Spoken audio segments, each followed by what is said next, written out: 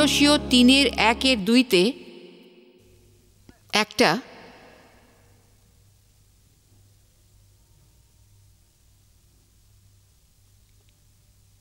দুর্দান্ত কথা বলছে। অতএব তোমরা যখন খ্রিস্টের সহিত উত্থাপিত হইয়াছ, কজন খ্রিস্টের সহিত এক নতুন জীবনে উত্থাপিত হয়েছেন? এইভাবে তার মৃত্যু থেকে পুনরুত্থানের প্রক্রিয়ায় ঊর্ধ্বস্থানের চেষ্টা করো। চেষ্টা শব্দটা একটা অত্যন্ত শক্তিশালী শব্দ। এর মানে কোনো কিছুর জন্যে আকাঙ্ক্ষা করা এবং তা অর্জনের জন্যে নিজের সর্বসম্বল নিয়োজিত করা। সেই ঊর্ধ্বস্থানের বিষয় চেষ্টা করো যেখানে খ্রিস্ট আছেন, অর্থাৎ নিজের মনকে সঠিক লক্ষ্যে স্থির করুন। উদ্ধস্ত মহত্তর বিষয় ভাব, পৃথিবীস্থ বিষয় ভাবিও না। সুতরাং আপনাকে নিম্নস্থ বিষয় নয়, উচ্চতর বিষয় নিয়ে চিন্তা করতে শিখতে হবে। আজ বাকি সময়টা আমি স্থির করা মনের শক্তির বিষয়ে আলোচনা করব। আমি মাঝে মাঝে যেতে আর যারা হেরে যায় তাদের দেখে অবাক হয়ে যাই, কে তার সমস্যা কাটিয়ে উঠতে পারছে আর কে পারছে না সেটা দেখে। আমি দেখেছি যদি দুজন ব্যক্তি সমানে অত্যাচার দুর্ব্যবহারের মুখোমুখি হতে হয়, তাহলে একজন প্রভুকে আশ্রয় করে সব কাটিয়ে উঠে নতুন করে নিজের জীবনকে অর্থবহ হয়ে তোলে, কিন্তু অন্যজন সারাটা জীবন হয়তো শুধু লোকের পরামর্শ নিয়ে নিয়েই কাটিয়ে দেয়। সারাটা জীবন তারা পরিস্থিতির শিকার হয়েই কাটিয়ে দেয়। এটা কিন্তু কখনোই প্রভুর ত্রুটি নয়। হ্যাঁ, এটা কিন্তু কখনোই প্রভুর ত্রুটি নয়। তাহলে নিশ্চয়ই এটা দিয়াবলের দোষ। নিশ্চয়ই দিয়াবলেরই কারসাজি। কিন্তু দিয়াবল তো সবার পেছনেই লাগে, সুতরাং সেটাও কোনো কারণ হতে পারে না। আমাদের নিজেদের দায়িত্ব নিতে হবে আর বলতে হবে, যদি আর কেউ নতুন করে সেরে উঠতে পারে তাহলে আমিও পারবো, আর কেউ যদি কাটিয়ে উঠতে পারে আমিও পারবো। যদি আর কেউ ঋণ মুক্ত হতে পারে তাহলে আমিও পারবো। আমিন। আরেকটা বিষয় আপনাকে মনস্থির করে নিতে হবে যে আপনি কখনো হাল ছাড়বেন না। যীশু খ্রিস্ট যা কিছুর জন্য মৃত্যুবরণ করেছিলেন তার সব কিছু একদিন আপনার হবে। এরকম কিন্তু কখনোই ঘটবে না যে দিয়াবল হাততালি দিয়ে আপনাকে বলবে যে বাহ, এটা একটা দারুণ সিদ্ধান্ত নিয়েছো, আমি আর তোমাকে বিরক্ত করব না। বরং সে তার অত্যাচারকে একটা নতুন পর্যায়ে নিয়ে যাবে। সে তার অগ্নিকুণ্ডের আগুনকে কে আর জোরালো করে দেয়, আগের থেকে 7 গুণ বেশি উত্তপ্ত করে তুলবে। আর সে যখন এমনটা করবেন তখন আপনাকে আরও বেশি গভীরে প্রবেশ করে বলতে হবে, আমি বললাম যে আমি মনস্থির করে নিয়েছি।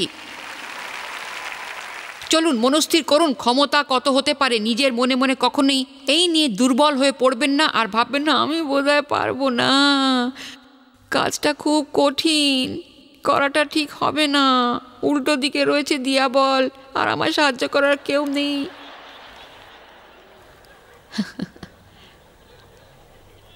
আপনি হয়তো বলবেন আপনি ঠিক বুঝতে পারছেন না। আমি ঠিকই বুঝেছি আর সেই জন্যই আজ এটা নিয়ে আলোচনা করছি।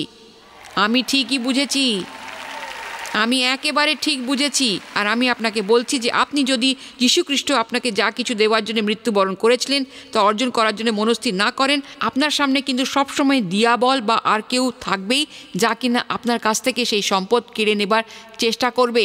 আপনি চাই আমরা আজকেই শপথ নিন আর বলুন, আজকেই আমার জীবন সম্পূর্ণ পাল্টে যাবে। অবশ্যই আমার জীবন পাল্টে যাবে, এটা আমি জানি।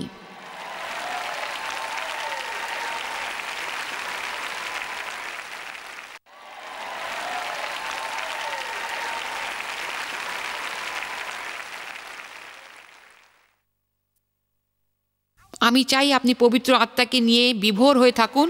আপনারা পবিত্র ক্রোধ প্রদর্শন করে দিয়াবলকে বলুন, দিয়াবল তুমি অনেক দিন ধরে আমার মায়ের আচ্ছন্ন রেখেছ, এবার আমি আমার কাজ করব আর শেষ না করে হাল ছাড়ব না। আমি সেই সম্পদ অর্জন করবই।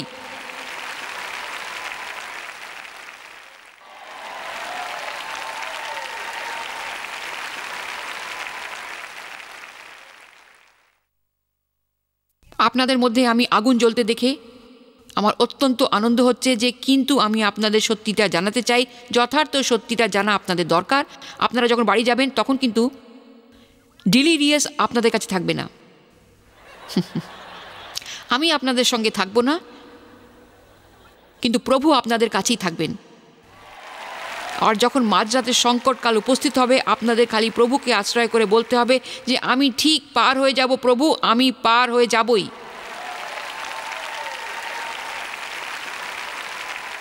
সেই লোকগুলোর মতো অবাক হয়ে উঠবেন না যারা গাড়ির পেছনে নানান ভালো ভালো ছবি সাঁটিয়ে রাখে।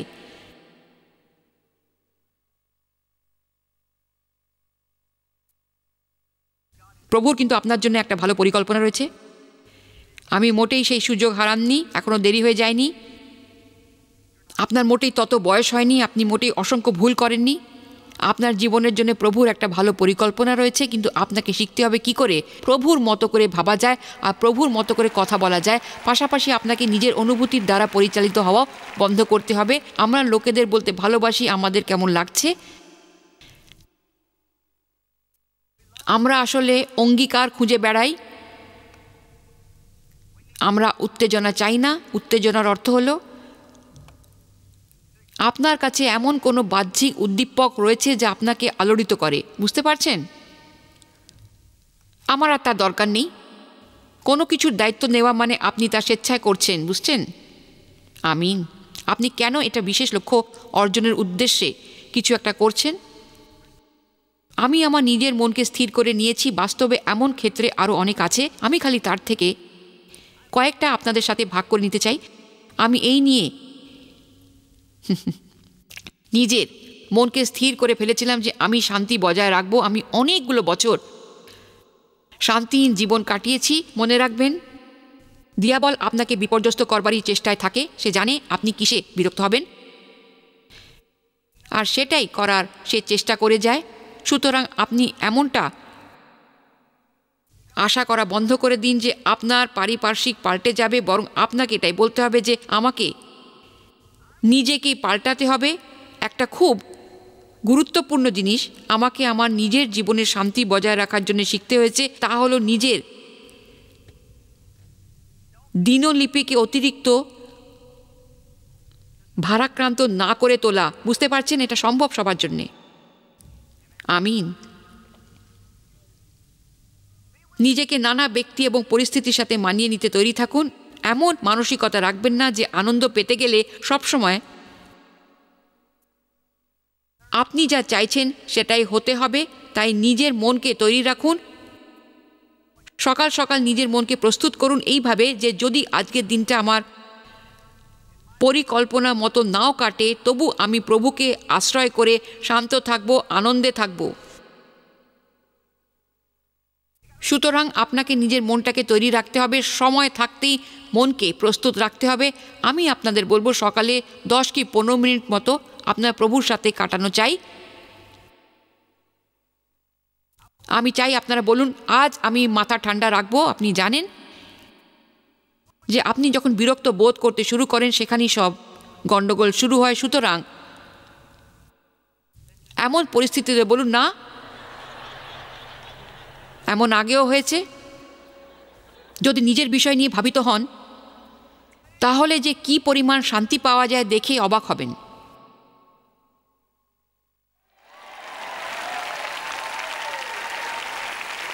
আমার জীবনে এমন কতবার ঘটেছে যে আমি এমন সব বিষয় নিয়ে মাথা গরম করেছি যার সাথে আমার কোনো সম্পর্কই নেই। আমি হয়তো এমন কোনো ব্যাপারে মাথা গলিয়েছি যাতে মাথা না দিলেই আমার চলতো। অযথা এমন সব বিষয় নিজেকে জড়িয়ে ফেলবেন না যাতে আপনার চলে যাবে। আমিন। আমায় একজন বলেছিল, ও হ্যাঁ হ্যাঁ, ওরা আবার আপনাকে নিয়ে রেডিওতে বলছিল। আমি বললাম আমি জানতে চাই না, কারণ ওগুলো আর কিছু না হোক আমার মাথা গরম করে দেয়। আমি নিজের মনকে স্থির করে নিয়েছি যে আমি সহজে বিরক্ত হব না। আমি মনকে তৈরি করে নিয়েছি যে সহজে কেউ আমার মাথা গরম করে দিতে পারবে না। আমি অভিমানী নই, আমি সহজে বিরক্ত হব না। আর যদি আমায় কেউ বিরক্ত করে আমি তাকে ক্ষমা করে দেব। আমি আমার মন স্থির করে নিয়েছি, সত্যি বলছি।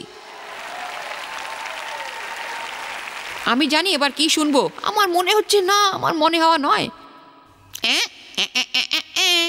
আর মনে হওয়া নয়, আমার কি অনুভূতি হচ্ছে আমার তার পরোয়া নেই। দিয়াবল, আমি কি করব সে ব্যাপারে নিজের মনস্থির করে নিয়েছি। সবাই কি বুঝতে পারছেন? আমার কি অনুভূতি হচ্ছে আমি তার পরোয়া করি না। আমি কি করব সে ব্যাপারে নিজের মনস্থির করে নিয়েছি। আমি আমার সেই সহকর্মীর কথা বলছি, গত সপ্তাহে বলেছিল যে তার কাউকে আঘাত করে ইচ্ছে করেছে। সে পরে বলল, আমি সেদিন রাতে বাড়ি গেলাম আর নিজের সাথে আরেকটা সমঝোতা করলাম। সে বলল, আমি নিজেকে বললাম, দেখো, আগে নিজেকে গোছাও, নিজেকে এই সমবেদনার সাগর থেকে টেনে বার করো। সুতরাং আপনার নিজের সাথে কথা বলতে হবে, তা বলে অন্যদের নিয়ে কথা বলতে থাকবেন না। আমার না মনে হচ্ছে, আমার জানেন কি মনে হচ্ছে, আমার এই মনে হচ্ছে। নিজের সাথে কথা বলুন, বলুন যে আমার কি মনে হচ্ছে, তাতে কিছু এসে যায় না। 2 তিমথিও 2:23-24। কিন্তু এটা দুর্দান্ত, মূঢ় ও অজ্ঞান, সীমিত জ্ঞান, এটা খুব ভাল লাগে আমার, সম্পন্ন নির্বোধ, বিতণ্ডা সকল অস্বীকার করো, নিজের মনের জানলা বন্ধ করো। তুমি জানো এ সকল যুদ্ধ উৎপন্ন করো, আর যুদ্ধ করা বিরোধে জড়িয়ে পড়ে। প্রভুর দাসের উপযুক্ত নহে, কিন্তু সকলের প্রতি কোমল, শান্তি বজায় রাখে, শিক্ষাদানে নিপুণ, সহনশীল হওয়া এবং মৃদুভাবে বিরোধীগণকে শাসন করা তার উচিত। প্রথম অংশটা আবার বলবো, আপনারা মন দিয়ে শুনুন। কিন্তু মূঢ় অর্থাৎ ছোটোখাটো ও অজ্ঞান, সীমিত জ্ঞান সম্পন্ন, নির্বোধ, বিতণ্ডা সকল অস্বীকার করো। প্রথম অংশতে আবার ফিরে যান, আমি 23 নম্বর আয়াতটি পড়ছি। কিন্তু মূঢ় অর্থাৎ ছোটোখাটো ও অজ্ঞান, সীমিত জ্ঞান সম্পন্ন, নির্বোধ, বিতণ্ডা সকল অস্বীকার করো। নিজের মনের জানালা বন্ধ করো। চট করে এবার বলুন, আমি মোটেই এসব জড়াবো না, আমি আর এসব শুনতে চাই না, আমি আর ওই জায়গাতে যেতেই চাই না। দিয়াবল কিছুতেই আমার শান্তি নষ্ট করতে পারবে না। দিয়াবলের সেই ক্ষমতাই নেই যে সে আমার শান্তি নষ্ট করুক। আর একটা বিষয় আমি নিজের মনকে স্থির করে নিয়েছি। আমিন।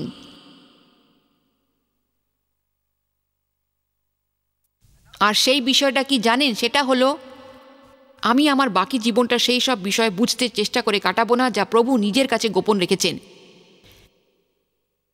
কেন প্রভু, কেন, কবে প্রভু, কবে, কেন প্রভু, কেন, কেন, কেন প্রভু, কেন আমার এমন মনে হচ্ছে, কেন আমি এমন আচরণ করছি, ডেভ কেন এমন আচরণ করছে?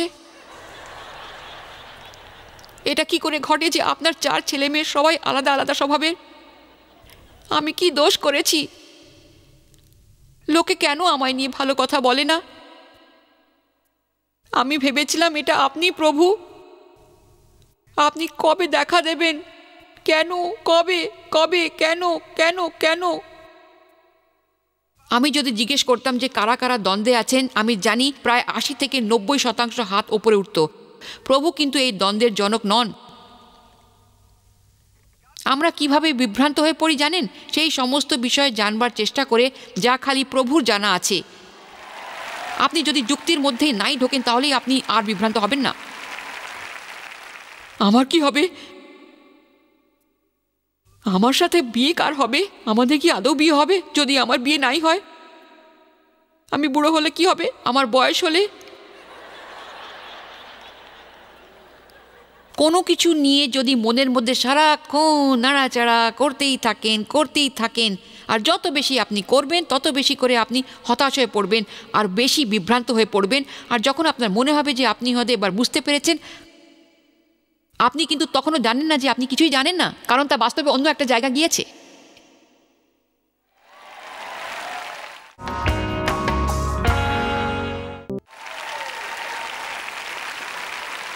প্রচারক পৌল 1 কোরিন্থীয় 2:2 বলেছেন, কেননা আমি মনে স্থির করিয়েছিলাম তোমাদের মধ্যে আর কিছুই জানিব না, কেবল যীশু খ্রিস্টকে এবং তাহাকে ক্রুশে হত বলিয়াই জানিব। প্রচারক পৌলও এই ঘটনা বোঝার অনেক চেষ্টা করেছিলেন। আজ এখানে এমন কেউ আছেন যিনি নিজের মনকে এই নিয়ে স্থির করতে চান যে তিনি কোন বিষয় আর কার্যকরণ বোঝার চেষ্টা করবেন না, এবং যতদিন না তিনি আপনাকে সেই জ্ঞান দিতে সম্মত হবেন ততদিন তার জন্য অপেক্ষা করবেন।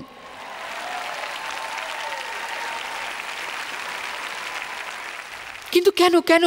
যদি কি হবে জয়েস? কি হবে যদি মার বিয়ে না হয়? আর কি হবে? আপনার বিয়ে হবে না,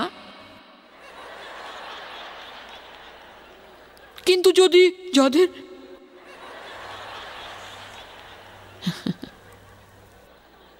যাদের বিয়ে হয়নি তারা দুঃখী, যাদের হয়েছে তারা পাগল। সুতরাং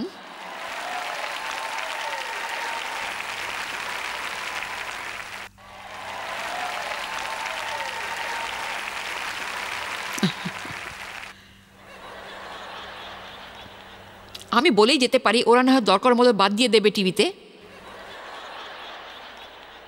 যাদের বিয়ে হয়নি তারা যৌন সম্পর্কে আবদ্ধ, যাদের বিবাহিত তারা চায় না।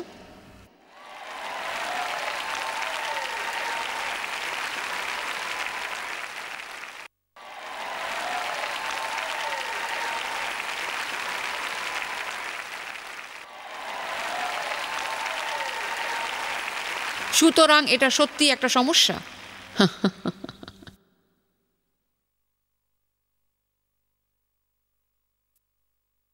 এটা এতটা ভালো করে বোঝাতে পারবো ভাবতে পারিনি। যীশু খ্রিস্ট আপনি করুণাময়, ধন্য পরমেশ্বর।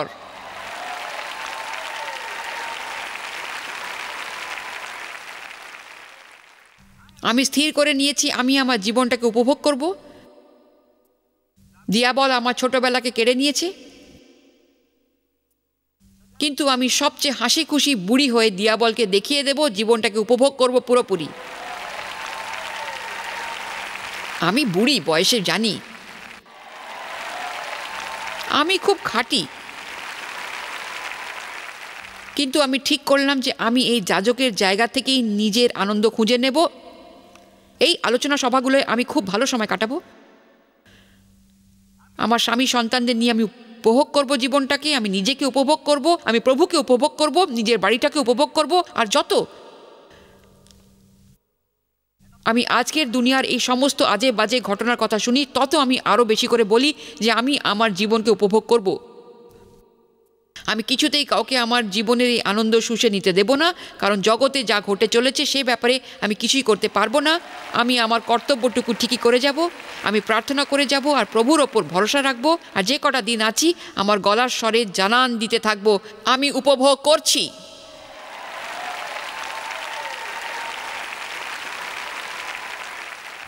সত্যি বলছি।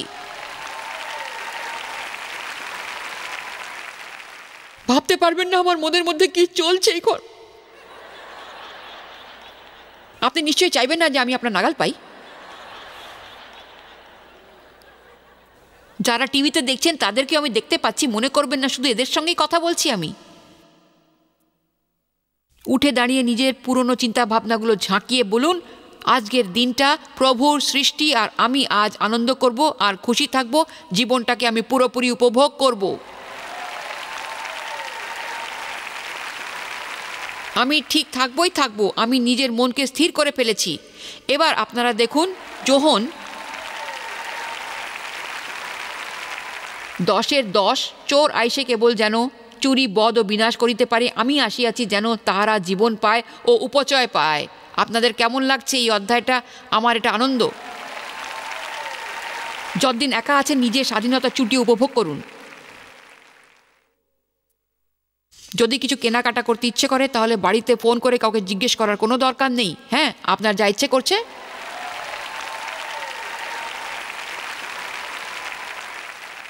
আপনি তাই করুন। কিন্তু আপনার যদি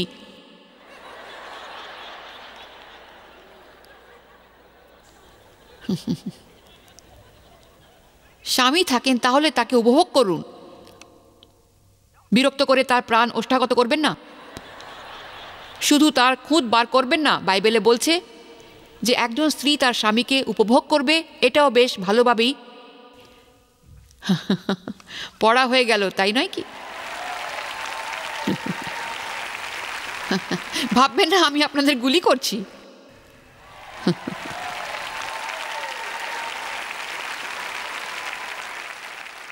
আপনারা খালি নিজেদের মনটাকে একটু হালকা করেন, যার সাথে আপনার জীবনসঙ্গীর সাথে আনন্দ করুন। আমি আর ডেভ সর্বক্ষণ একটা না একটা ঝামেলা পাকাতেই থাকি। আমরা যেন সারাক্ষণ নারদ নারদ করতে থাকি। আমি শেষ পর্যন্ত আবিষ্কার করলাম, মনে ভাবুন 42 বছর বিয়ে হয়েছে, অথচ মাত্র 5 বছর আগে আবিষ্কার করলাম যে ডেভকে পাল্টানো সম্ভব নয়। একদিনে আমি বুঝেছি, আমি ধীরে ধীরে কিন্তু শেষ অবধি বুঝেছি। আর আমি তো অঙ্গীকারবদ্ধ। সুতরাং যদি ডেভ না পাল্টায়, আমিও অঙ্গীকারবদ্ধ থাকি, তাহলে আনন্দ থাকবো, তাই নয় কি? আমিন। আমরা এখন একে অপরের সঙ্গে এত ভালো মিশে গেছি যে একসাথে নানান কাজ করতে পারি। আমি আমার কাজ করি, ও ওর কাজ করে। কোনো কোনো দিন এমনও হয় যে ও বাড়ি ফিরলে আমি বলি, তুমি বরং আর কোথাও যাও, চলে যাও। শু শু শু শু শু শু। আমার নিজের জায়গা দরকার। আমিন।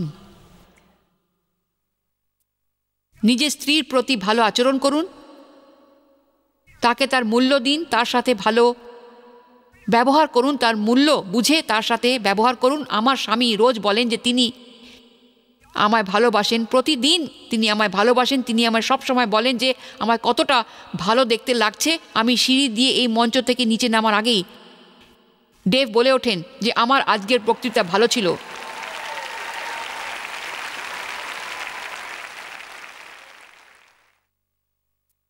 আমি উদার হব বলে মনস্থির করেছি, আমি প্রেমের পথে হাঁটব বলে মনস্থির করেছি।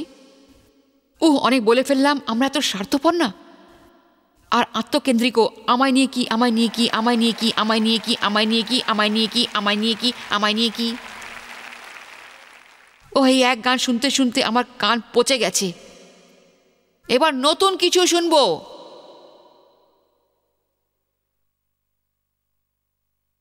আমি নিজের মনকে স্থির করে নিয়েছি যে আমি প্রেমের পথে হাঁটবো। আমি মানুষের সাথে ঠিক কেমন ব্যবহার করব,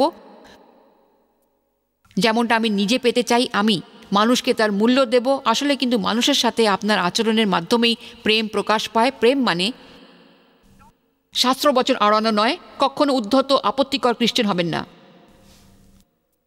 আমিন। অভদ্র লোকের মতো ব্যবহার করবেন না বাইরে কোনো ভদ্রলোকের সঙ্গে, এটা ঠিক নয়।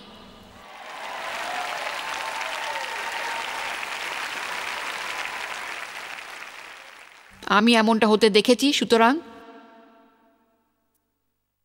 আপনাকে মনস্থির করতে হবে প্রেমের পথে হাঁটার জন্যে, আপনাকে মনস্থির করতে হবে উদার হওয়ার জন্যে। এখানে আপনি কখনোই নিজের অনুভূতির ওপর নির্ভর করতে পারেন না। তোমার এটা না করলে চলবে। বেশি করে টিপস দিন, কম করে টিপস দেবেন না। সেই রকমই উপহারই কিনুন যে লোকে আপনাকে দিলে আপনি খুশি হবেন। একই গান গেয়ে যাবেন না, সস্তা সস্তা সস্তা সস্তা সস্তা সস্তা। কিন্তু আমি তাদের সাথে এত ভালো ব্যবহার করব কেন? ঠিক সেই কারণেই আপনি করবেন, কারণ আপনি তা প্রভুর মতো হতে চান। আপনি একটা আলাদা স্তরে বাঁচতে পারেন। আপনি নিজেকে তার ঊর্ধ্বে নিয়ে যেতে পারেন। নিজের মনকে স্থির করুন এবং স্থির করেই রাখুন। আপনাদের মধ্যে কাউকে হয়তো নিজের বাড়ি পরিষ্কারের জন্য মনকে স্থির করতে হয়, কাউকে আবার আর্থিক অবস্থা শোধরানোর জন্য করতে হয়, কাউকে বাড়ি গিয়ে নিজের জীবনসাথীর প্রতি সঠিক আচরণ করতে হয়। একটু চুপ করে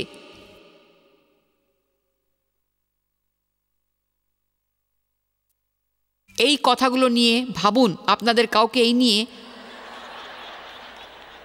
মনস্থির করতে হবে যে নিজের জীবনের আরেকটা দিনও বিলাপ করে নষ্ট করবেন না। কাউকে এই ব্যাপারে মনস্থির করতে হবে যে অতীত জীবন অতীত হয়ে গেছে। কাউকে এই নিয়ে মনস্থির করতে হবে যে আপনার জীবন আপনার প্রত্যাশা মতো হয়নি বলে তাই নিয়ে প্রভুর সাথে রাগারাগি করা বন্ধ করবেন। নিজের মনকে স্থির করুন, স্থির করুন নিজের মনকে। আর জানুন যে প্রভুর আপনাকে নিয়ে যাই ইচ্ছে থাকুক তা আপনার ভালোর জন্যেই। আপনি প্রভুর মতো করে ভাবতে আর কথা বলতে শিখুন, যাতে কিনা আপনি প্রভু আপনাকে যা দিতে চান তা অর্জন করতে পারেন। বুঝতে পারছেন আমার কথা? আমিন।